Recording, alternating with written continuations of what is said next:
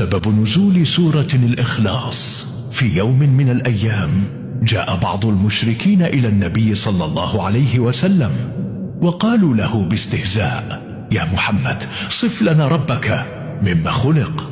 أمن ذهب أم من فضة؟ من أي شيء هو؟ وفي رواية أخرى أن بعض أحبار اليهود قالوا: يا محمد، انسب لنا ربك، أهو نور أم ظلمة؟ من أبوه ومن أمه؟ كانوا يريدون أن يدخلوا الشك في قلوب المؤمنين، فهم قوم لا يعرفون إلا الآلهة المصنوعة بأيديهم، يريدون أن ينزلوا الله إلى مستوى الخلق. حاشاه.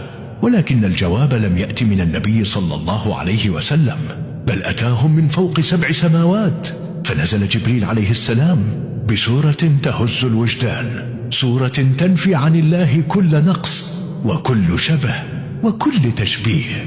قل هو الله أحد، أي هو واحد في ذاته، واحد في صفاته، لا شريك له ولا مثيل.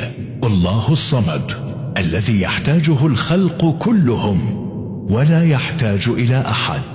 لم يلد ولم يولد، فهو لم يولد كالبشر ولم يلد كالبشر، لأنه خالق البشر، ولم يكن له كفوا أحد، أي لا نظير له ولا شبيه، لا في الأرض ولا في السماء. بهذه الكلمات ال4 رسم الله عز وجل للمؤمنين أعظم صورة للتوحيد، صورة صافية لا تشوبها خرافة ولا تدنسها وثنية. فسورة الإخلاص ليست مجرد سورة قصيرة، بل هي إعلان سماوي عن ذات الإله الحق.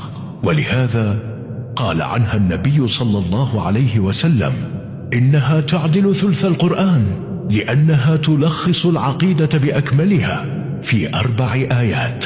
إذا اتممت المشاهدة علق بالصلاة على رسول الله لتصلك جميع منشوراتنا.